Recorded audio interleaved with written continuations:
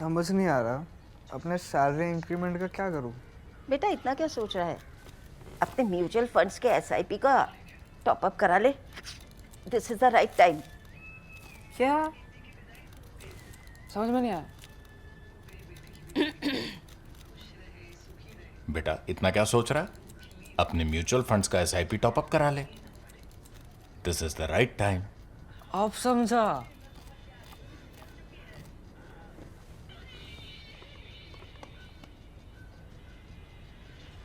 Mutual fund investments are subject to market risks.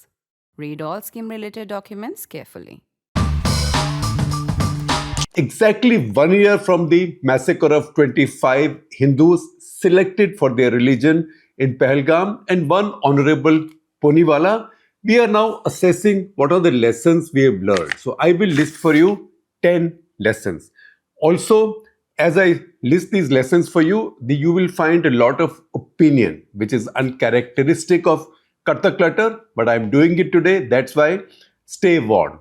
That is not the usual spirit of Karta Clutter, but I'm doing it today. It's an unusual day. That's why I'm warning you up ahead. Point number 1. Given the neighborhood in which we live, trouble is always around the corner. We have now seen that there is a pattern from Pakistan of a big terror attack every few years. I had in a national interest earlier said that if we go right back to our independence between Pakistan and China, we've had a security crisis, a military crisis or a military grade crisis every 7 years on an average. This is now becoming shorter. This is becoming shorter and this will become shorter. Why? That's because of the way Pakistan is constructed as a state. Pakistan is a state owned by its army. It's a military-owned state. Army doesn't just have preeminence there, but they own everything and they rule everything. They don't just rule the garrison or the cantonments. They own the economy, business, agriculture. They've got this humongous piece of land now where they're going to carry out corporate farming, and they own diplomacy. That's how you see this sort of generally incongruous side for 21st century, now well into 21st century, of a field marshal with his baton in full regalia, going from head of state to head of state, or foreign ministers to foreign ministers, to try and do peacemaking or diplomacy. You don't see professional diplomats anywhere there. So Pakistani army sees itself in every role. It was like a film star, maybe Kamal Hassan, who played what? 7 roles in one movie. Pakistani army sees itself in that role in Pakistan. Because they want that preeminence, they will keep coming at us, because that is the only way that they can sustain this preeminence in the Pakistani system. Because if they don't have these periodic tensions with India, warlike situations with India, then they'll become the regular humdrum army of a regular country. But Pakistan is not a regular country. Its army is not willing to be a regular army. So be prepared. The next one is around the corner. That is the first lesson I list 1 year after Pahalgam. Number 2, Kashmir issue is Pakistan Army's ticket to relevance. Number 2 follows from number 1. That if Pakistani army will do everything possible to keep its preeminence in Pakistan, and the ticket to that or route to that is to provoke tension with India every few years, then it follows from that Kashmir issue is Pakistan Army's ticket to that relevance. It isn't making Pakistan the richest, happiest country in this subcontinent, or Riyasat-e-Madina or something like that. It is Kashmir. It is to keep the Kashmir issue alive. It's not even to say we will take Kashmir from India. They obviously know that they cannot, but to keep the Kashmir issue alive. That is their ticket to relevance in their own country, which is so vital to them. Number 3 follows from number 1 and 2. Number 3, August 5, 2019 is a setback that Pakistani army wants to reverse. You know what happened then? Article 370 was gone and Jammu and Kashmir became a regular territory in India, and all constitutional uncertainty was gone. It is this that Imran Khan demanded, that if you want any restoration of normalcy, you have to repeal these amendments. That's not going to happen. Pakistani army also knows it. At the same time, Pakistani army knows that we may not be able to reverse it, but we can use this situation in Kashmir to draw international attention to stop the war over Kashmir, which means use Kashmir as an excuse to create a warlike situation that brings the global powers in, because there is so many wars going on in the world right now, and nobody wants to be distracted with the possibility of one more, particularly when both the belligerents are nuclear armed. Which takes us to point 4, which is that to the extent that it matters to them, the Pakistani army now has successfully reversed at least one equation today. And that equation is that earlier, the concern, the global concern, the big power concern in the subcontinent was about cross-border terror. That cross-border terror concern that started picking up from 2001 December onwards. Remember, within 3 months of 9/11, the attack on our parliament took place. That's when the identification of Pakistan originated terror and the global terror became established in the world, and it became stronger as time passed, and with 26/11/2008 it was fully cemented. So the global attention on the subcontinent, by this time India was the darling of the world. India was a rising economy, stable nation, democracy, having peaceful changes of government through elections. All of that was happening. India was becoming a star, the apple of everybody's eye in large parts of the world. And Pakistan was falling far behind, and the identification of Pakistan then, or the problem in this subcontinent then, was with cross-border terrorism. It was part of this process that successive American presidents also changed their policy towards the subcontinent.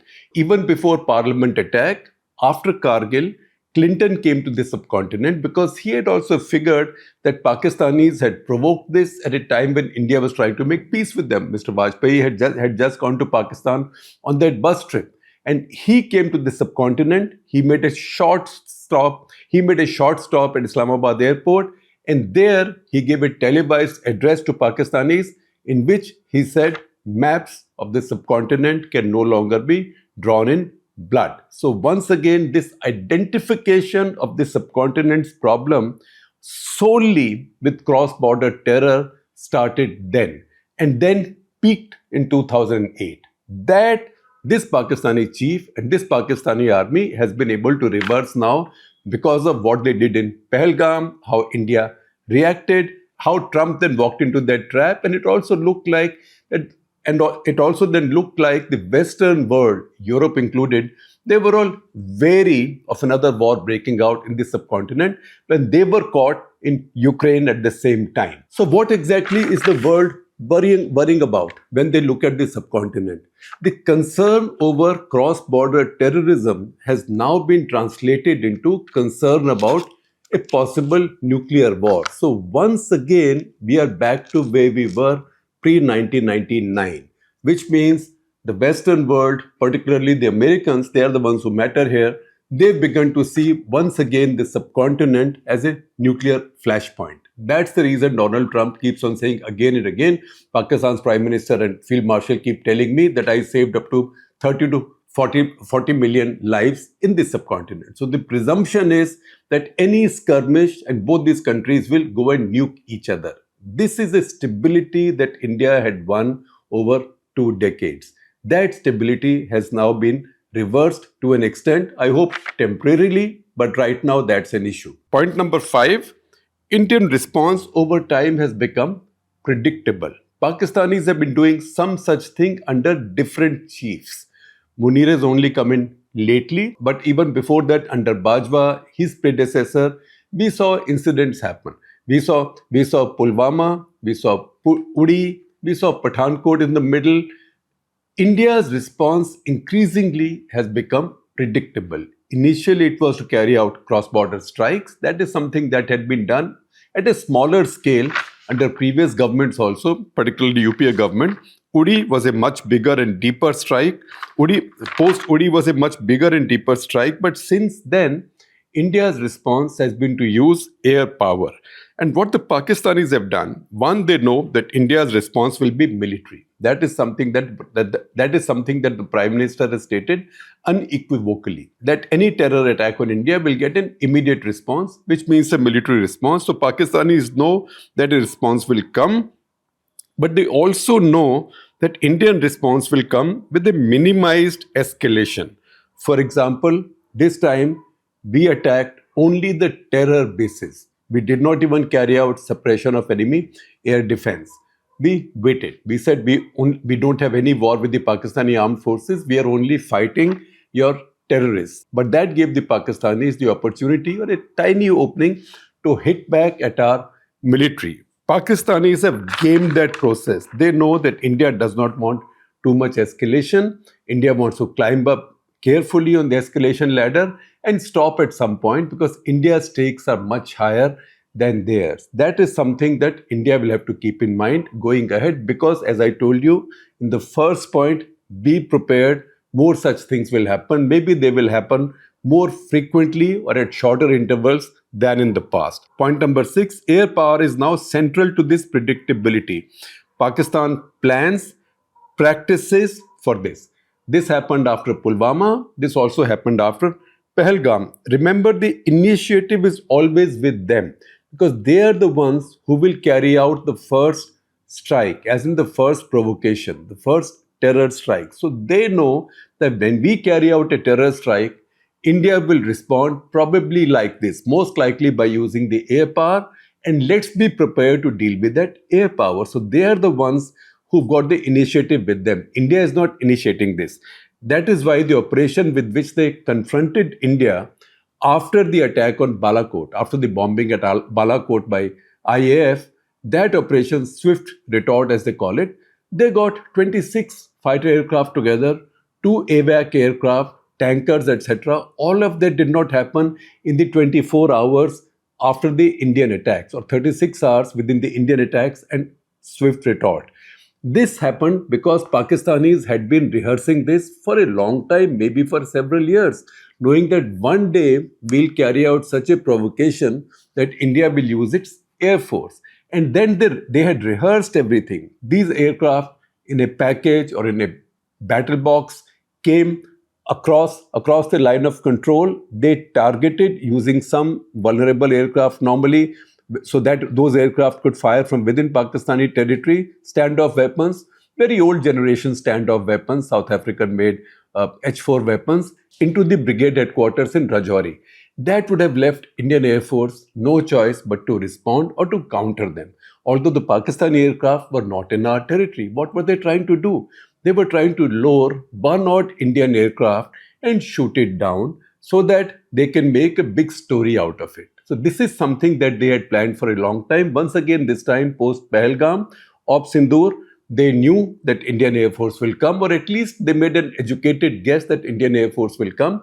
So they were well rehearsed in their response. They had set up their response chain, which aircraft will do what, how many will be where will the refuelers be, where will the AVACs be, and how will the sensor shooter chain be established. So once again, they were sitting back in defense, knowing that India will come into attack.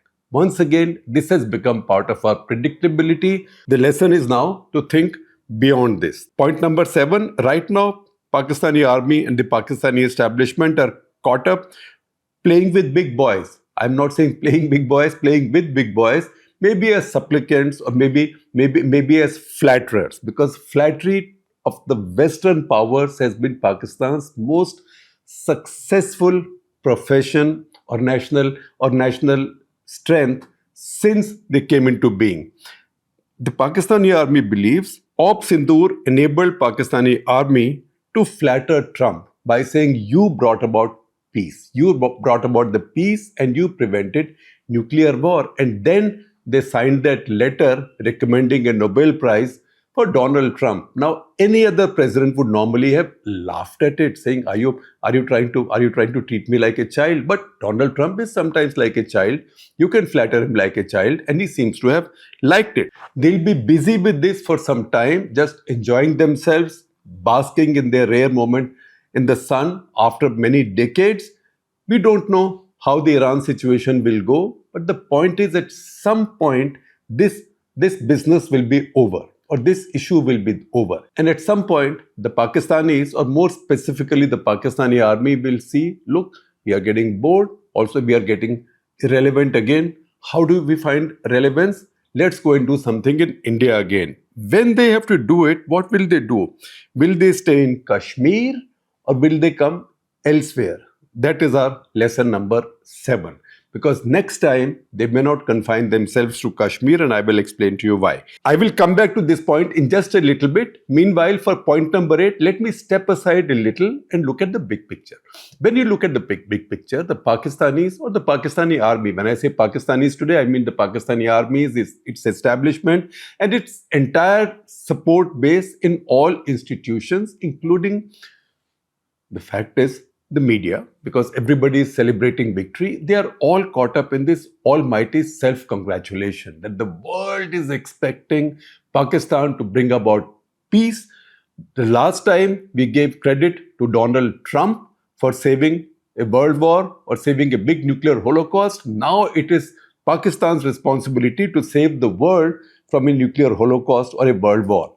That is the kind of self-importance they have right now. And in this one, Pakistani media has also got involved. They've got involved because for a long time they haven't had that much to celebrate. In the past, at least they had cricket to celebrate. They also had hockey to celebrate, but they haven't had that much to celebrate. I will give you an aside. Late Steve Cohen, our professor, he used to say that you Indians will leave Pakistan behind in every area in the course of time, except in 3 areas. And what were the 3 areas? Cricket, kebab and hockey. The fact is, in cricket and hockey now, the gap is so wide in India's favor that I'm not saying that on some day Pakistanis will not beat India, but the fact is, if you played 20 games between India and Pakistan, the odds are today that maybe at best for Pakistan, the scoreline will be 2:18. They'll win 2, India will win 18. That wide is the gap. Now, what happens with kebabs? Whose kebabs are better? That's just a matter of an individual's taste. So I'm not getting into that argument. The short point is the Pakistani media, public opinion has had very little to celebrate in a very long time. They were given some notion of propaganda victories in the wake of Op Sindoor and their own Bunyan Mursus. But now the high they have is of a completely different degree altogether. However, this will soon subside and the Pakistani army and establishment will come back to the realization that they've fallen far behind India and they are sliding. Today, if you look at IMF data, Pakistan's per capita income is 0.58 compared to India. It's almost a half of India. $3,070. India can do a lot better than that. That's a different point. But $3,070 versus $1,710. Every year that gap will increase for 2 reasons. One, India's growth rate will be at least twice as much as Pakistan's, if not more. That is, if Pakistan does manage to grow at 3%. And second, Pakistan's population growth rate is enormously higher than India's. This gap will increase. In 2 years from now, definitely Pakistan's per capita income will be less than a half of India's. Less than a half of Bangladesh's, most likely even less than Nepal's, and Sri Lanka, Maldives and Bhutan are all ahead of us anyway. So if you leave Afghanistan out, Pakistan then will become economically the sick man of South Asia. That is not the title that the Pakistanis want, and they would want to do something about it. That something will not be to focus back on their economy. Remember, a national security state often is also a national envy state. And when they are hit by envy, what they try to do is not to improve their own lives or their own country or become more competitive. They try to harm the one they envy. That is normal human tendency. How do you deal with a national security state, which is also a national envy state, next door to you? That is our point 9. The Kashmir success in India needs to be strengthened, democracy deepened in the Union Territory, in my view, move towards full statehood in steps. Moreover, communal relations across the country must remain in good health, as ISI's next target may be to give cover to its proxies, Lashkar-e-Taiba, Jaish-e-Mohammed, by raising an indigenous group, as they had done with Indian Mujahideen about 15 years back. Indian Mujahideen was all Indian, trained by Pakistanis, all Indian. It had no more than 65 people at their peak, no more than 65 people. And they played havoc with our cities across the country. I will not be surprised if the next one will be something like that, because that will then give Pakistan the cover to say, look, these are not our people. India's Muslims are unhappy, they are angry, they are victimized, they are frustrated. If they've done it, we cannot help it. Of course, we condemn terrorism in all its manifestations, and they will leave it at that. That's a possibility that I'm not saying eventuality yet, but that's a possibility that India has to keep in mind. And number 10 is two lessons on the media. Number one, domestic TV became a great liability from Pahalgam attack onwards. Just as during the Kargil war, it was hailed, domestic media, particularly TV, were hailed as a force multiplier.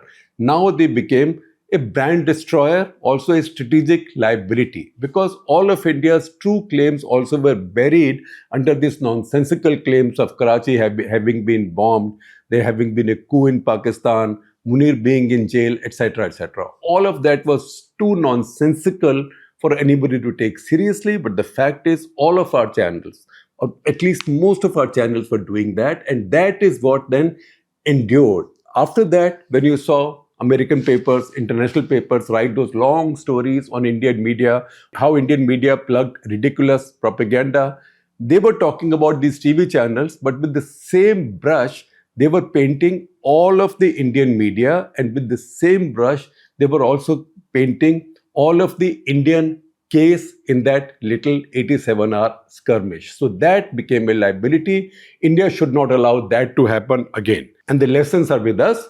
Kargil, you had one kind of media. Why? Because that media was allowed to speak the truth. Op Sindoor, you had an exactly different kind of media, and you can see the results that you got. Point number 2, international media by and large reversed its pre-Modi era positioning that instinctively judged Pakistan as a perpetrator of terrorism. Why did it make such a change? This is a dramatic change from being a sympathizer of India over terrorism, also being a fan of India for its growth, for its becoming a tech powerhouse, for its human resources, for its democracy, etc. How did this view reverse so dramatically? There are many things. There is the treatment, the access, the ability to function, the inability to get your story out. All of these things affected India's relationship with the global media. Some of that's being rectified. I see that foreign press is now being taken to some that foreign press is now being taken by the armed forces also to see things.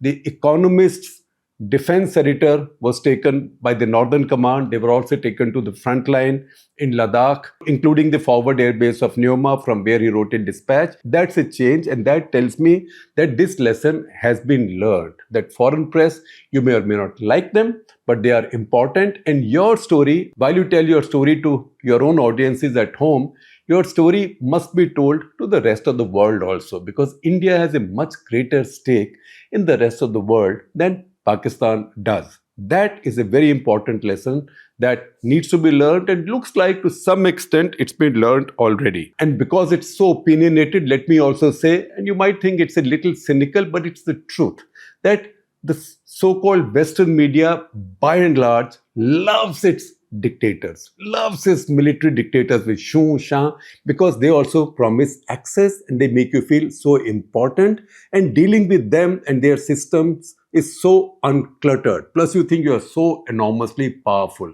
Pakistan has once again entered that phase, and a lot of the Western media in Pakistan, I see dispatches of CNN, BBC, Bloomberg, Reuters coming out of Pakistan. All of this is what Arun Puri, our former editor, used to call greenhouse journalism. A greenhouse is where all plants thrive. right? So I see a lot of this greenhouse journalism coming out of Pakistan, which means for a lot of the media organizations, international media organizations, the status quo ante has been restored right back to Zia's era.